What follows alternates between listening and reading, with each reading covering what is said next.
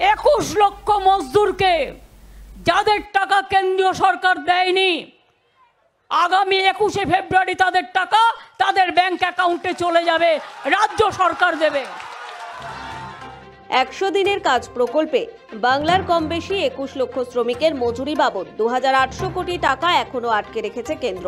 সেই টাকা এবার রাজ্য সরকার দিয়ে দেবে বলে যেই ঘোষণা করেছে মমতা বন্দ্যোপাধ্যায়ের সরকার, ঠিক তারপরই অনিয়ম ও চুরির অভিযোগে রাজ্য জুড়ে তল্লাশি অভিযানে নেমেছে ইডি। এই পরিস্থিতিতে শ্রমিকদের বকেয়া টাকা মেটানোর ব্যাপারে খুব সতর্ক হয়ে গেল নবান্ন। মুখ্যমন্ত্রী মমতা বন্দ্যোপাধ্যায় ইতিমধ্যে ঘোষণা করেছেন 21শে ফেব্রুয়ারি থেকে শ্রমিকদের ব্যাংক অ্যাকাউন্টে সরাসরি ওই বকেয়া টাকা পাঠাবে রাজ্য সরকার। সূত্রের খবর, ওই টাকা পাঠানোর ব্যাপারে এসওপি তথা স্ট্যান্ডার্ড অপারেটিং প্রসিডিওর তৈরি করেছে পঞ্চায়েত দফতর। সব জেলা শাসক, বিডিও ও গ্রাম পঞ্চায়েতকে ওই এসওপি পাঠানো হয়েছে। তাতে বলা হয়েছে শ্রমিকদের বকেয়া মজুরি মেটানোর ক্ষেত্রে 16 আনা স্বচ্ছতা রাখতে হবে।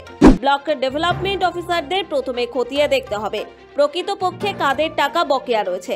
যাদের টাকা বকেয়া রয়েছে তাদের জব কার্ড রয়েছে নাকি বাতিল হয়ে গেছে। প্রত্যেকটি শ্রমিকের নামের পাশে তার ব্যাংক অ্যাকাউন্ট নম্বর রয়েছে কিনা দেখতে হবে। সেই অ্যাকাউন্ট অ্যাক্টিভ না ডরমেন্ট তাও খতিয়ে দেখতে হবে। কোনো শ্রমিক ইতিমধ্যে মারা গেলে তার নামের পাশে নোট রাখতে হবে। ভিডিও যে লিস্ট তৈরি করবেন সেই তালিকা এরপর গ্রাম পঞ্চায়েতের কাছে পাঠাতে হবে। 15ই ফেব্রুয়ারির মধ্যে গ্রাম পঞ্চায়েতের কর্মীরা বাড়ি বাড়ি গিয়ে তালিকা ভেরিফাই করবেন। কারো ব্যাংক অ্যাকাউন্ট বদল হয়ে থাকলেও তাও লিপিবদ্ধ করতে হবে। এভাবে 18 তারিখের মধ্যে ওয়েজ পেমেন্ট লিস্ট চূড়ান্ত করতে হবে। 19 তারিখের মধ্যে ব্যাংক কোয়ারি পেমেন্ট অ্যাডভাইস তৈরি করে ফেলতে হবে বিডিওদের। তারপর 21 তারিখ টাকা রিলিজ করা হবে।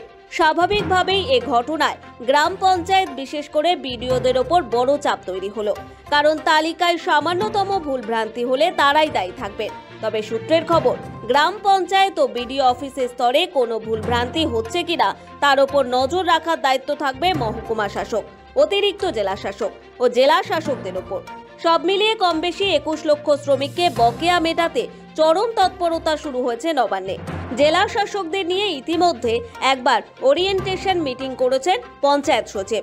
বুধবার জেলা শাসকরা সমস্ত বিডিও ও গ্রাম পঞ্চায়েত ও অন্যান্য কর্মীদের নিয়ে ওরিয়েন্টেশন মিটিং করবেন।